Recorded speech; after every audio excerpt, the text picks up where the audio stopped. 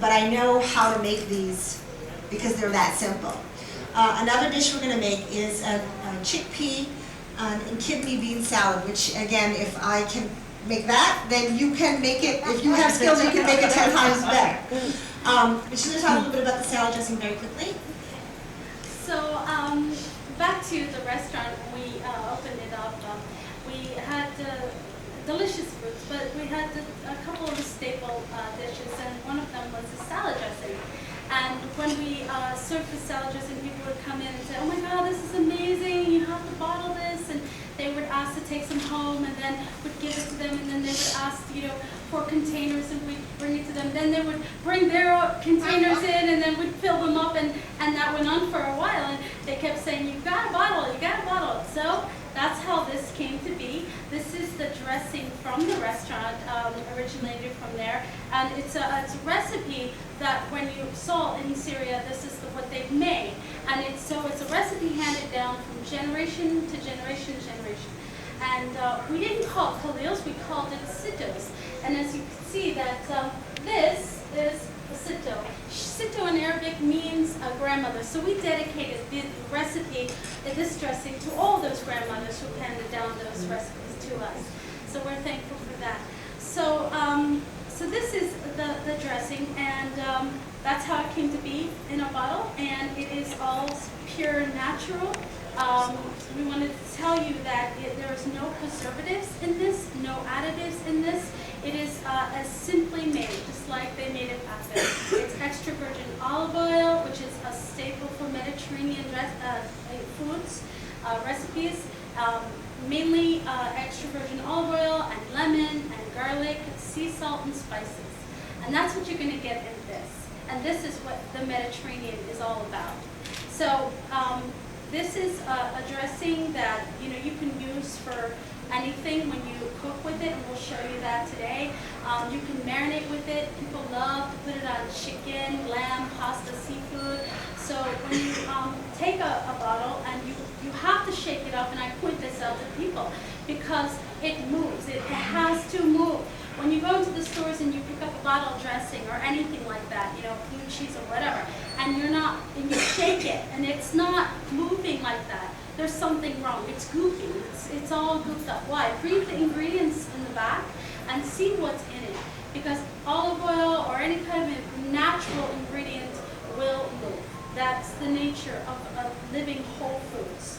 Okay, so that's what you want to get when you look for shopping for groceries. Make sure you get the wholesomest ingredients you can that are healthy for you. So without further ado, we're going to go ahead and start on some cooking. But you know what? Even before that, I just wanted to ask you: does anyone have any questions about our culture, or restaurants, Syria, anything? No? Okay. All right. So we're going to go ahead and do that. All right. So we're going to start with the majadra. Layla's going to make majadra. Do you want me to introduce? I'll introduce what the foods are. Please. Okay. So the Mediterranean diet, you've all heard in the news, it's very, very healthy. There was just a new study about, I think it was out of Spain, and they did I think it was a 5-year study, and it was a 30% reduction in heart disease. They had to stop the study. The results were so phenomenal, they stopped the study early just to put the results out. So the Mediterranean diet, you hear over and over and over again how healthy it is, and it really is healthy. Olive oil is a staple. Nuts, they don't use a lot of meat because in these countries, we're very blessed in America. We can eat meat.